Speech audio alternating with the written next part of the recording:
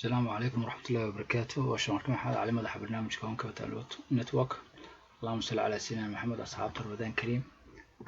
Waxaan eegaynaa New Zealand card for our pensioner. Marka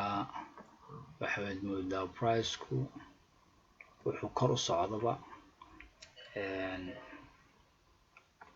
in markaa uu ka soo laabtay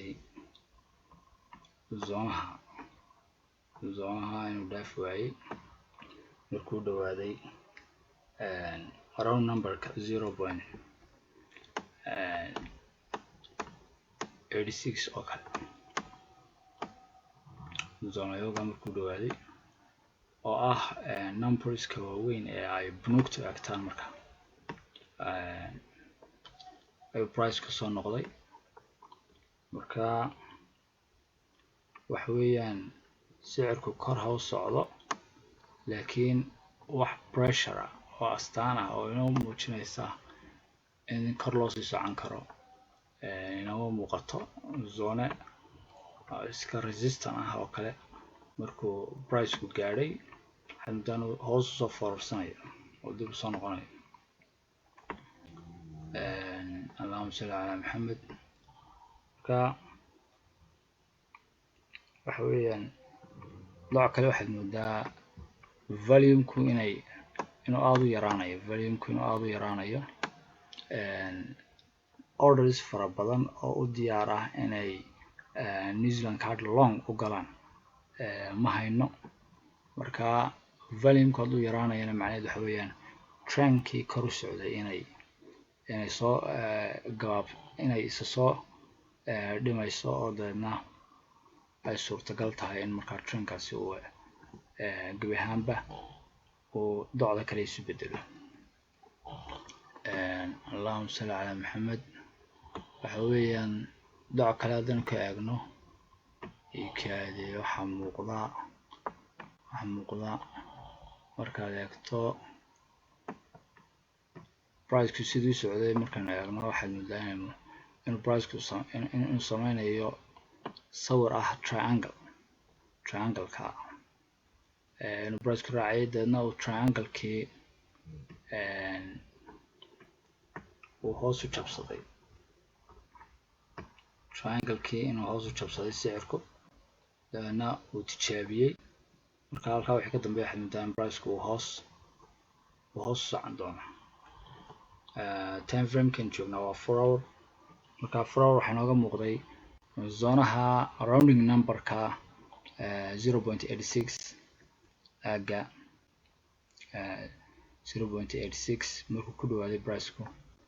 in uu oo ah round numberka bunuugtu ay eegtaan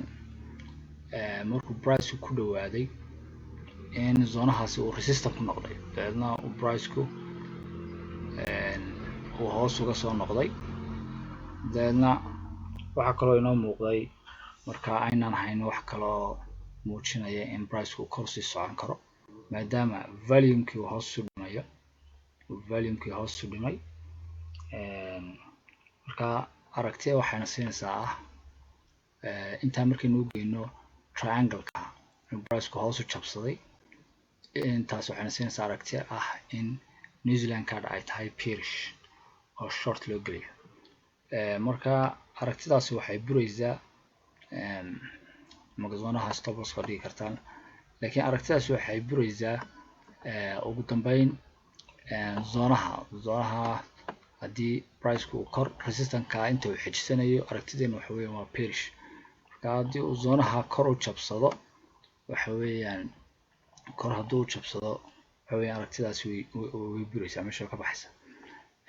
laakiin inta uu zona resistance-ku halkaa inta uu xijisanayo ficta sare inta uu price-ku xijisanayo waxa weeyaan aragtideenu waxa weeyaan inuu bearish ay tahay. markaad sugayso waxa weeyaan triangle-kaas oo price-ku uu hoos u jabsaday zoonaha uu joogo oo resistant ah iyadoo aanay jirin wax inoo sii muujinaya markaa in waxayna muujinaya in price-ku kor u sii socon doono oo maadaama volume-ku is dhimayo intaasoo dhan markaynu isu geyno macnaheedu waxa weeyaan New Zealand card waa active bearish ah. Daily-ga مثلا haddaan tago daily-ga oo kale waxaana inoo muuqata oo la mid waxaa inoo muuqata candle-ka weyn ee bearish-ka intan yar pullback marka candle-ka weyn ee isku gadaamay maalmahaas oo dhan sicirku levelkuus maalmahaas oo dhan sicirku maray candle-kaas isku gadaamay zoonaha la joogaana waa zone maxay zone weeye zone resistance waa zone resistance zone resistance buu price ka soo noqday marka wuxuu kala sameeyay price-ku swings ah muddoba uu midba midka kale ka hooseeyay oo hoos buu price-ku socday marka uu price-ku ka soo noqday round numbers-ka 0.86 agtiisa oo ka soo noqday waxa weeyaan big numbers-ka agtooda uu ka soo noqday Allahumma salli ala Muhammad isla markaana volume fara badan oo kor u inoo sii wadaana aanay jirin ay tahay macnaheedu dadkii long u jiray baa positionadoodii intoodii badneed ay ka baxeen oo value-na aanu jirin halkan waxaa kaloo jirta zonuna uu resistant yahay zone resistant uu yahay waxay u dhowdahay markaa in sicirku uu short yahay already waan galay stop loss-ka take profit-kana markaa take profit-ka koowaad مثلا waxaan dhigi karaa oo kale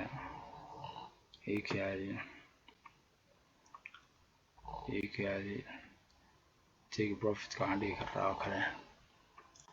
take profit-ka koowaad waxaan dhigi karaa مثلا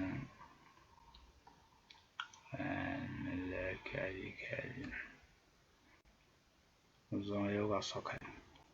adigu 0.8353 oo kale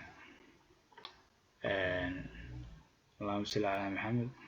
take profit-ka labaadna 0.8275 anyway New Zealand card short loo galo muuqaalkan analysis-kan iyo in ka badan wuxuu ka mid yahay qayb ka mid ah weeyaan waa qayb ka mid ah signalska live-ka aan galo baan qayb ka mid ah iyagoo free kula wadaagaya halkan marka cidii doonaysa intan in ka badan waxa weeyaan brokerska linkigoodu xagga hoose yaallo waad account live ka furanaysaa dabeedna emailkan xagga hoose yaalla emailkaas aad ku soo diraysaa dabeedna wixii ka dambeeya waxa weeyaan signals intan ka badan ayaynu ka wada shaqayn doonaa iyo taakulayn iyo adeeg intaa dheer Allahumma salli ala Muhammad wixii faalla iyo aragti xagga hoosaad iyana igu reebi kartaa intaasaan kusoo koobayaa waa Sharmaarke idin leh Ramadan Kariim asxaabta والسلام عليكم ورحمة الله وبركاته. New Zealand card hoos u geli kartaa.